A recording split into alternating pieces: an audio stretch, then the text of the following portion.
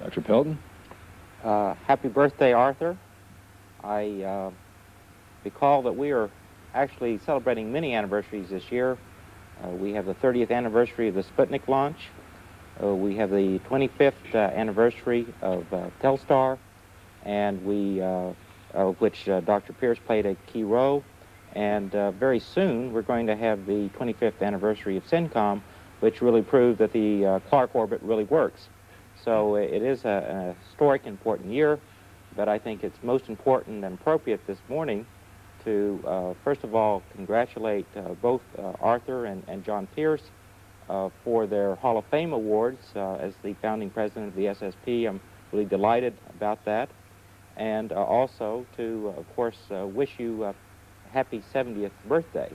I would just like to say, Arthur, that while this is an historic occasion, I did not really realize how historic it was until I was reading the Washington Post last Sunday, and some remarks by Raul Sagdayev of the Soviet Union, who was talking about the International Space Year, and he said, quote, "Finally, let us aim to put an American and a Soviet on Mars. My sentimental goal would be to do it by the year 2001. Let's make it a space odyssey, as suggested by Arthur C. Clarke. He has assured me that he will stay alive in good shape until then. But perhaps a more realistic goal for landing men on Mars would be 2005. So you can see, Arthur, we have at least quite a few more years of historic events to look forward to because you've already obligated yourself. I would just like to close by asking you a favor.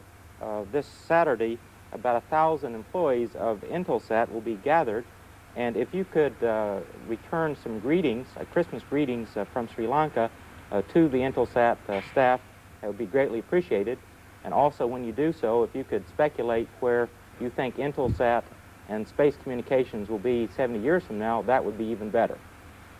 Mr. Hawley? Yes, it's my pleasure representing the International Space University to convey great thanks to President Jayawardene for his kind comments at the opening of this program in regards to International Space University. To Arthur, I send happy birthday greetings both from myself and the other two founders of ISU, Peter Diamandis and Bob Richards. We hope you enjoy your birthday very much and hope you get our card. To Dr. Pierce, congratulations. It's an exciting period, I'm sure, for you to be visiting Sri Lanka and giving the speech, but also, I think, looking back upon your distinguished career, it is certainly something which we at the International Space University hope to use as a symbol of the type of work that young people today entering into space careers might see as a long-term goal for themselves. To be able to contribute so much over their period of career time would be outstanding. Thank you. Gentlemen, thank you all very much. And now let's begin our discussion with the International Space Year, which will take place in 1992. The International Space Year will coincide with the 500th anniversary of Christopher Columbus' historic voyage of discovery and the 35th anniversary of the International Geophysical Year, which ushered in the space age. Dr. Pelton, could you tell us a bit about the purpose of the International Space Year and the planning and activities that are associated with it? Well, the purpose of International Space Year is to try to bring the benefits of space applications and space sciences to planet Earth in a new, more internationally packaged and internationally cooperative way, and to do so in such a way that the efforts of various countries around the world can better reinforce one another. In many ways, the International Geophysical Year is considered a model for the ISY activities, but it probably will be somewhat different in that there may be more national programs that are organized on a national basis, but there will be an attempt to standardize or integrate them in such a way that there is the maximum scientific benefit. The Soviets so far have proposed up to 12 projects for ISY, which they can see being carried out on either a joint basis or on a cooperative basis. And these range from joint Mars missions to plasma experiments, to very long-range interferometer type experiments, to plasma studies, and so on. There was a conference in Hawaii a few months back in which a very large range of activities were proposed and suggested, and there are a series of other planning conferences that will give greater focus and definition to the activities.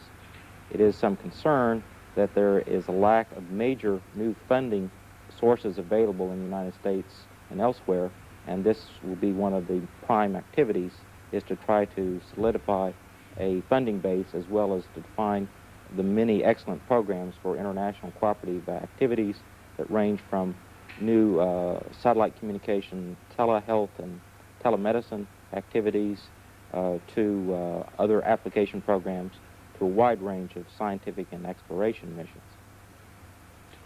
Thank you. Dr. Clark in Colombo, would you like to comment on the significance of the International Space Year?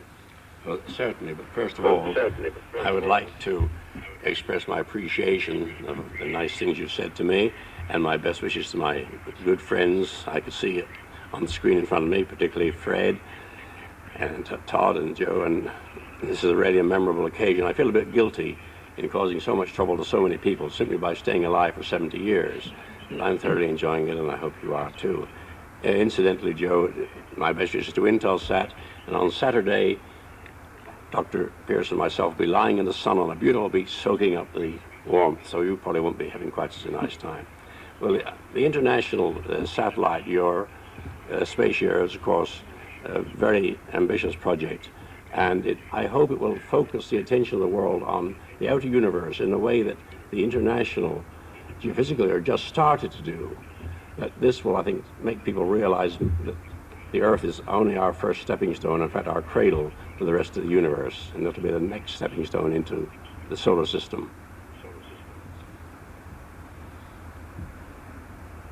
On the campus of the Massachusetts Institute of Technology in Cambridge, Massachusetts, an enormously exciting new kind of university is taking shape. The International Space University will admit its first class of students this coming summer. Mr. Hawley, how does the International Space University differ from the traditional university, and what role do you foresee for it? Well, the International Space University was founded by a very small group of people who I think shared the vision of people like Arthur C. Clarke, Dr. Pierce, and also had the assistance of such great leaders as several people here in the United States and Canada, as well as other representatives who came to a founding conference we held in April. That was held at MIT, and in fact, as you mentioned, our first summer session will also be taking place at MIT. MIT, of course, is only the University of Moratuwa of North America, as Arthur might say. It's a terrific place to be able to start such an institution, though, because it's already an international center of learning. What ISU will be doing, though, is each year following 1988, when we hold our first summer session, it'll be a roving campus going from place to place all over the globe, such that by 1992, with the International Space Year, we hope to inaugurate full-year format coursework, and that will be, I think, the one of the most solid activities that comes out of the 1992 space year, other than perhaps actual space missions. And then I think starts to show that International Space University will become a true global center. Certainly the initiatives such as that being